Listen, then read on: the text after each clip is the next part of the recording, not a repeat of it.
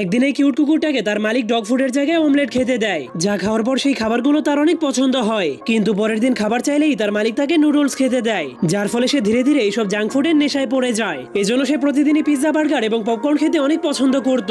কিন্তু একদিন হঠাৎ করে তার মালিক সবজিকে অনেক সুন্দরভাবে সাজিয়ে তাকে খেতে দেয়। এজন্য কুকুরটা সেগুলোকে মজার খাবার মনে করে খেতে শুরু করে। কিন্তু তখনই সে সেগুলোকে ফেলে দেয়, কারণ সবজি খেতে তার একদমই মজা লাগছিল না। কিন্তু তখন তার মালিকের গার্লফ্রেন্ড সেই সবজিগুলোর উপর পাতা রেখে সেগুলোকে আবারও সাজিয়ে দেওয়ার চেষ্টা করে, কারণ তার মালিক একজন ভেজিটেরিয়ান মেয়ের সাথে প্রেম করতে শুরু করে দিয়েছিল।